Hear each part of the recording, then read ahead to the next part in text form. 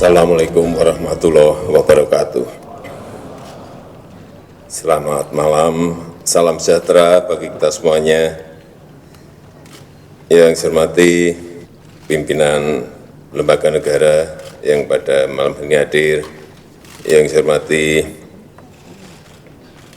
Gubernur dan seluruh anggota Dewan Gubernur Bank Indonesia, para Menteri Kabinet Kerja, seluruh perbankan, akademisi, hadirin yang berbahagia. Tadi sudah disampaikan banyak oleh Bapak Nur BI, dan saya kira sudah sangat jelas sekali prospek ekonomi ke depan kita seperti apa. Saya hanya bertahun-tahun terus terang tanda tanya berkaitan dengan melompatnya, meroketnya Tiongkok sebagai sebuah raksasa ekonomi dunia sekarang ini. Kenapa dia bisa seperti itu? Itu yang tanda tanya di otak saya bertahun-tahun. Padahal mereka sebelumnya adalah tertutup. Mereka sebelumnya, bukan sebelumnya, dari dulu adalah negara komunis, bukan negara kapitalis.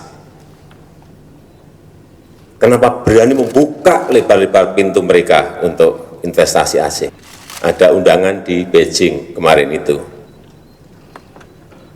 Dan saat itu selama praktis 2 hari di dalam pertemuan, baik pertemuan meja bundar maupun di makan malam, selalu posisinya seperti ini. Di sini ada Putin, di sini ada Presiden Xi Jinping, Presiden Putin, Presiden Xi Jinping, di sini ada Presiden Jokowi, di sini ada Presiden Obama. Selalu berempat seperti ini. Kesempatan saya bertanya, karena saya bertahun-tahun, saya betul-betul pengen ngerti kuncinya apa. Nah, pas berjejeran malam makan, saya tanya ke Presiden Xi Jinping, Presiden Xi, saya mau tanya, saya to the point kalau saya tanya. Beri 3 kunci sukses kenapa Tiongkok bisa meloncat seperti sekarang ini. 3, jangan ditambah-tambahi, 3 saja. Nanti kebanyakan pusing saya malah. Udah, 3 saja. Apa? Beliau menyampaikan, 1, ini yang kita di sini sulit. 1, partai yang bersatu.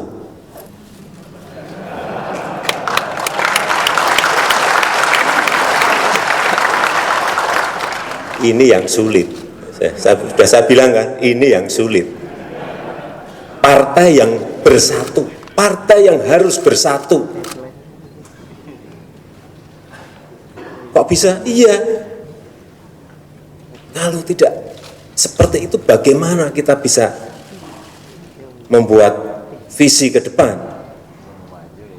Semuanya menatap arah yang sama, bukan yang satu ke selatan, yang satu ke utara, yang itu barat ke timur, bahkan ada yang ke bawah dan ke atas. Nggak mungkin. Dia yang ngomong, bukan saya. Ini saya nerjemahkan dia aja. Yang kedua adalah gagasan besar. Punya gagasan besar, punya rencana besar, dan harus punya mimpi besar. Caranya mengejar mimpi itu seperti apa? Caranya mengejar gagasan besar agar itu tercapai seperti apa? Itu tugas pemimpin. Nah, kita yang di sini. Jadi kalau mau dia ngomong, kalau mau membuat pelabuhan, jangan hanya berpikir 10 tahun yang akan datang. Berpikirlah 50-100 tahun yang akan datang. Sehingga waktu saya ketemu gubernur-gubernur juga saya sampaikan, kalau mau membuat pelabuhan, itu gabungin dengan power plant, gabungin dengan industri asun, tetapi jangan nyiapin hanya 10 hektar. Siapkanlah 1.500 hektar, siapkanlah 2.000 hektar, mumpung harganya sekarang masih murah lahan itu. Syukur nggak beli, langsung blok,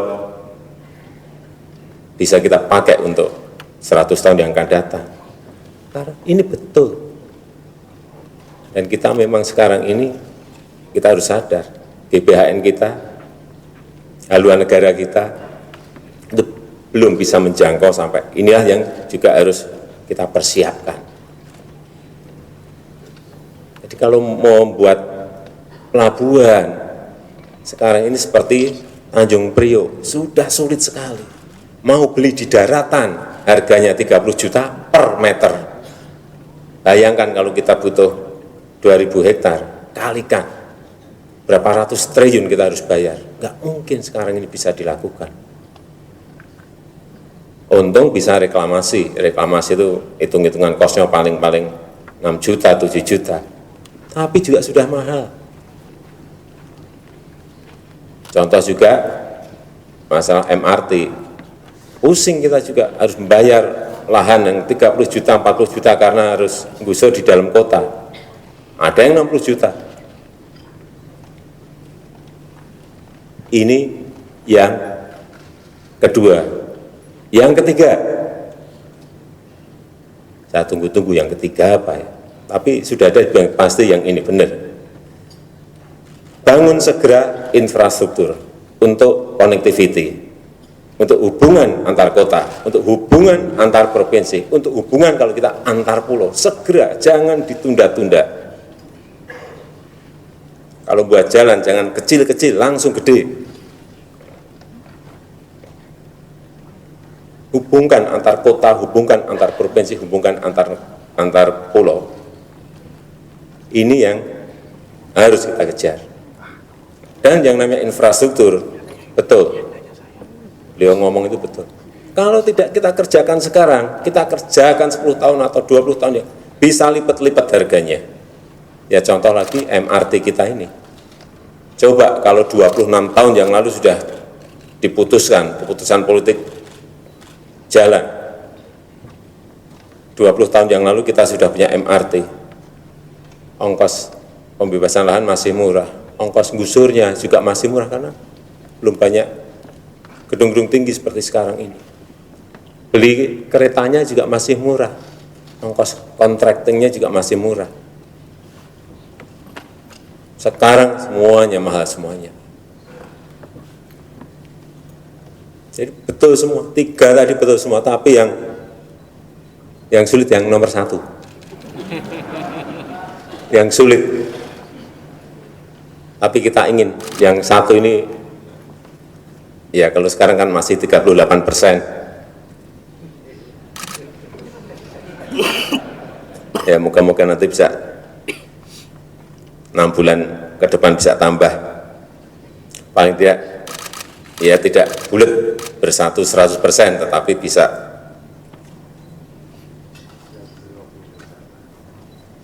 ya bisa 60.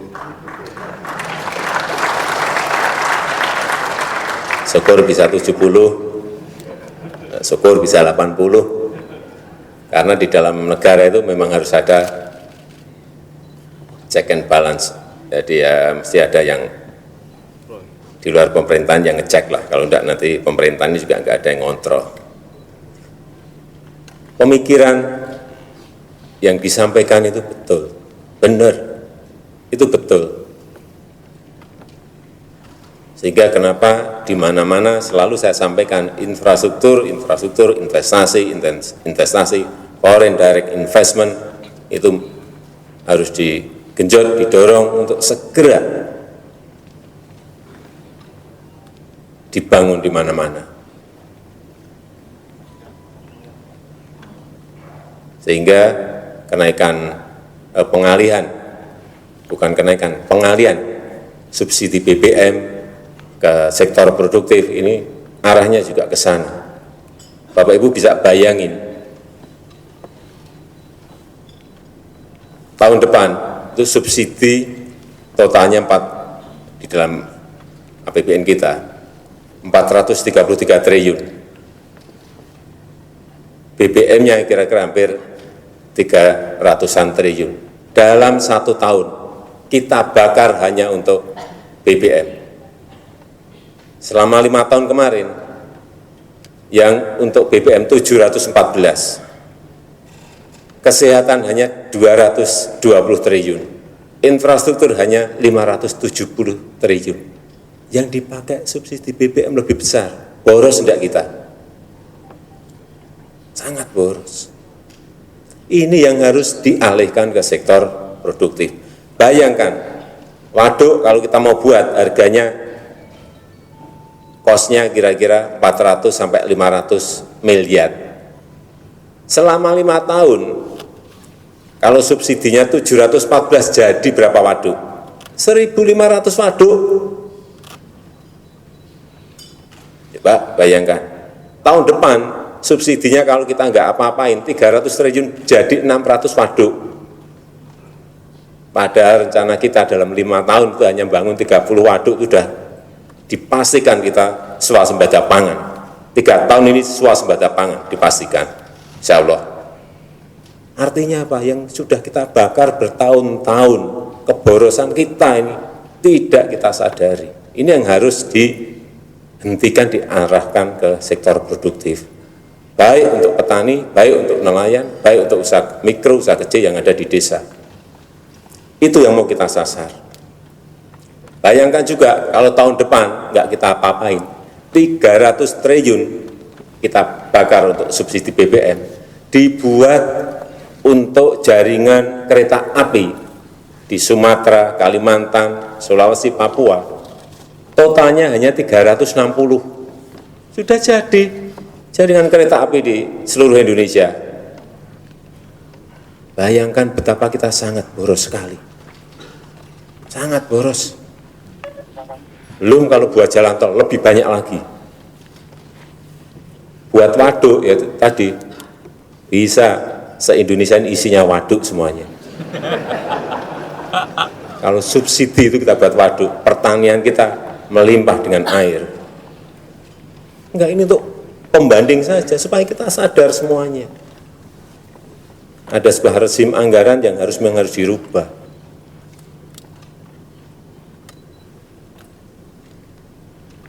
Karena kalau kita nggak belak-belakan seperti ini, kita ini menikmati sesuatu yang seharusnya tidak kita lakukan. Karena kita sekarang bukan eksportir minyak lagi. Kita sudah menjadi net importer minyak. Dan 800 kita berproduksi hanya juga 800 bara, importnya juga 800 bara juga. Ini menyulitkan kita di dalam neraca negara. Inilah proses-proses yang terus akan kita lakukan. Subsidi BBM selesai, nanti masuk lagi ke penyiapan infrastruktur, baik yang berupa konektiviti antar kota, antar provinsi, antar pulau. Pembangunan pelabuhan cepat harus segera dikerjakan, tetapi yang problem untuk sebetulnya banyak industri yang ingin masuk ke Indonesia, problem kita ada di pembangkit tenaga listrik, di power plant, terlambat kita. Problemnya juga seperti tadi yang disampaikan Pak Gubernur BI, perizinan yang lambat, bukan lambat menurut saya, sangat lambat. Masa izin power plant sampai 6 tahun. 6 tahun. Saya ke Kalimantan, disampaikan ada investor, Pak ngurus izin listrik, saya tanya, karena nginep di hotel biar petnya 3 kali. Dan ngomong-ngomong, memang sulit Pak, ngurus izin pembangkit tenaga listrik Pak. Berapa bulan katanya? Bulan gimana Pak? 2 tahun saya belum selesai Pak. Balik Jakarta saya bener enggak sih? Saya tanya ke rekan-rekan di Kadin. Jawabnya malah tambah. Saya Pak ngurus 4 tahun. Aduh. Itu saya pergi lagi ke Sumatera ditambahi lagi tahunnya. Di Sumatera Selatan. Pak, nanti kami minta tolong apa? Ngurus izin Pak. Izin apa? Ini Pak, power plant. Saya langsung tanya, udah nggak tanya bulan saya, sudah berapa tahun? Saya ngurus Pak, udah 6 tahun Pak, belum jadi Pak. Aduh, saya udah nggak mau bertanya lagi mengenai pembangkit tenaga listrik. Nanti ada yang 8 tahun lagi, pusing lagi saya udah. Ini yang mau kita obrak-abrik harus rampung kayak gigit. Harus selesai.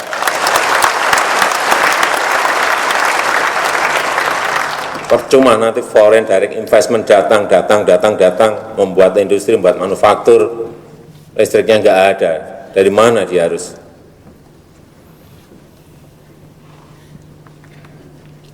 Tapi yang namanya izin juga bisa cepat. Kemarin waktu ngurus relokasi di Sinabung, saya diberitahu oleh Pak Gubernur, Bapak Bupati, ini pengungsi kok sudah tahunan kok nggak bisa masuk ke lahan relokasi, kenapa? Mereka sudah nangis-nangis kayak gitu. Problem Pak, izinnya belum selesai. Bupati, gubernur aja ngurus izin bingung. Apalagi yang swasta. Bapak Ibu bisa bayangin. Siapa yang memberi izin? Di Kementerian Kehutanan, Pak. Izinnya, lokasinya di mana? Tunjukin. Saya telepon. Bu Menteri, saya minta izin untuk Sinabung, selesai besok siang. Nyatanya saya pulang malamnya sudah Pak, ini Pak izinnya sudah jadi.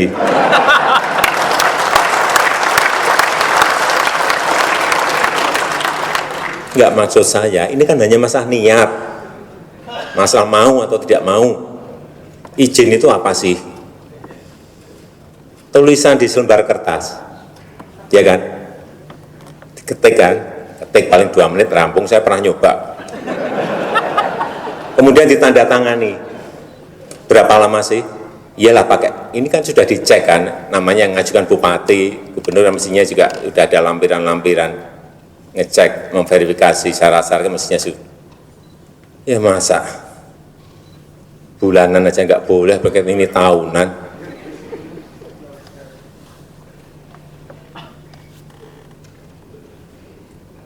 Terus yang listrik tadi juga sama, yang di Sumsel tadi. Begitu saya jadi presiden tak urus. Nyatanya nggak ada seminggu juga rampung. Ya tapi apa presiden ngurus izin-izin gitu. Tapi kalau pas jengkel tak urus memang. Tak urus. Problem yang lain adalah pembebasan lahan. Ini investasi baik kereta api nantinya, jalan tol, pelabuhan, zona industri. Problem yang lain adalah pembebasan lahan. Ini juga baru kita urus habis supaya semuanya yang namanya investasi itu betul-betul terbuka lebar untuk membuka lapangan pekerjaan, untuk memperkuat pertumbuhan ekonomi kita. Karena kuncinya di Tiongkok juga hanya itu, nggak ada yang lain. Saya juga bertanya saat itu kepada wakil ketua PKC, Partai Komunis Cina. Kan masalah ideologi. Saya tanya karena wakilnya ini apa? Ibu. Waktu juga makan saya tanya, Bu,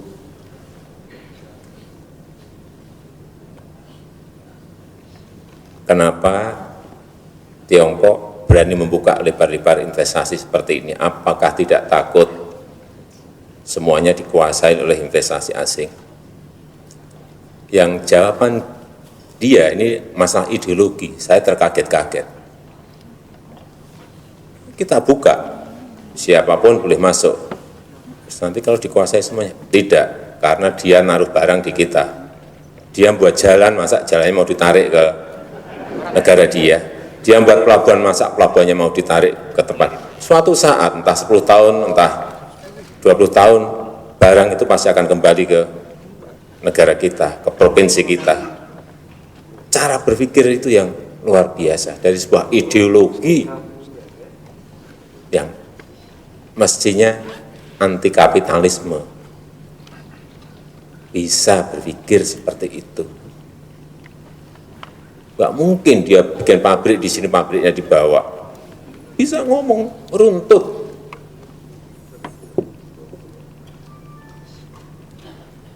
Ini saya kira pekerjaan kita bersama-sama.